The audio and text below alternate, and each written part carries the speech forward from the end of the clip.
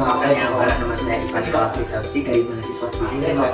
Nah jadi di sini saya ingin melakukan penyuluhan terkait pedoman cegah obesitas. Nah apakah diizinkan ya Mbak? Ya, boleh silakan. Oke, kalau diizinkan ini mungkin boleh dipegang terlebih dahulu ya Mbak, untuk bahan kita dapat mempelajari materi terkait obesitas gitu ya. Oke, mungkin kita bisa memulai daripada apa sih itu obesitas seperti itu ya Mbak. Nah jadi secara bahasanya, ketika obesitas itu merupakan kejadian di mana individu mengkonsumsi makanan yang jauh lebih banyak daripada ekspenditur yang dikeluarkan. Nah itu dalam waktu yang lama seperti itu Mbak. Nah kemudian di sini kita juga bisa mengenali indeks massa tubuh. Jadi seseorang itu diidentifikasikan sebagai obesitas tidak bisa kita langsung melihat body image-nya dia, itu nggak bisa ya Mbak. Kita harus menghitung IMD-nya dia terlebih dahulu. Nah bagaimana caranya?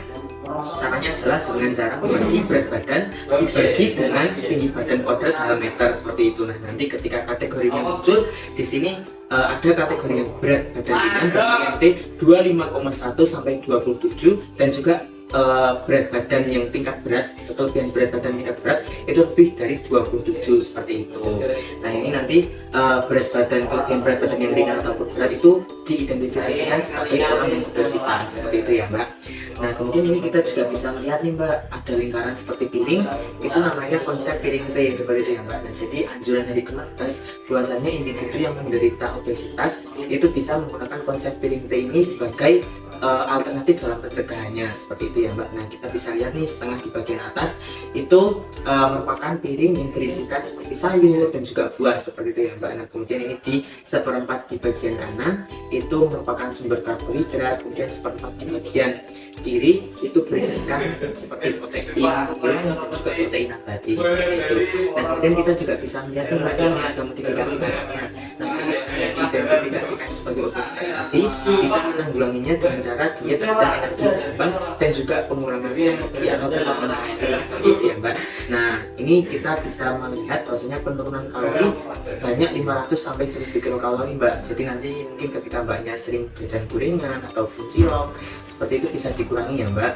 Nah seperti kita lihat nih Mbak, tadi kan juga ada ya seperempat bagian kanan itu kan berisikan kayak sumber karbohidrat dan juga sumber energi yang kayak nasi, jagung. Itu kita di sini prinsipnya mengurangi itu juga gitu Mbak. Jadi sebisa mungkin ketika mungkin Mbaknya mengkonsumsi nasi dalam 2 gelas, nah itu nanti Mbaknya bisa memotongnya, memangkasnya mengurangi seperti ya Mbak. Nah ini makanan yang dianjurkan nih seperti apa sih? Nah tetap dianjurkannya seperti nasi dan juga jagung itu tetap dianjurkan, tapi mungkin dikasih aja kurangin.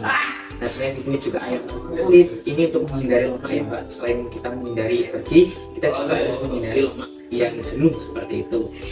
Ini ada makanan yang tidak dianjurkan Mbak, seperti karbohidrat kayak gula, kue-kuean, bakpia seperti itu kalau bisa dihindari ya Mbak.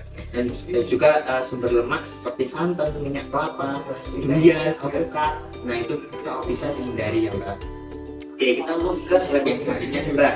Nah ini ada aktivitas fisik. Nah kenapa sih aktivitas fisik ini sangat di-highlight seperti itu ya. Nah jadi aktivitas fisik ini memang sangat berpengaruh terhadap kejadian obesitas. Nah di sini juga tertera bahwasanya kita bisa sebagai individu untuk melakukan aktivitas fisik minimal 10 menit dalam setiap harinya untuk menurunkan berat badan. Nah aktivitas fisik itu nggak harus yang berat-berat, kita bisa melakukan aktivitas seperti naik turun tangga dan juga lari kecil, jogging seperti itu bisa ya Mbak. Jadi jangan yang memberatkan tubuh seperti itu juga bisa.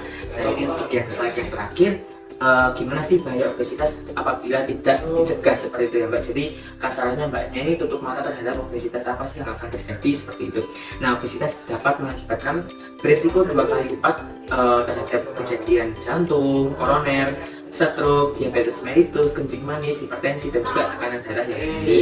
Kemudian nanti bisa kepada wanita nih berisiko tinggi juga terhadap penyakit kanker payudara dan juga kanker rahim seperti itu ya Mbak. Jadi memang sangat-sangat berpengaruh seperti itu. Ini juga highlight yang sangat-sangat bisa kita ini lihat bahwasanya obesitas itu bisa mengakibatkan terjadinya sumbatan napas ketika tidur seperti itu ya Mbak. Jadi memang sangat berbahaya apabila tidak ditanggulangi secara sadar seperti itu. Nah, konklusinya dari awal tadi bahwasanya obesitas ini bisa kita cegah sesuai dengan anjuran pemerintah menggunakan konsep isi piring T. Kemudian juga kita bisa mencegahnya dengan aktivitas fisik yang banyak seperti itu. Nanti kita menggerakkan seperti itu ya Mbak.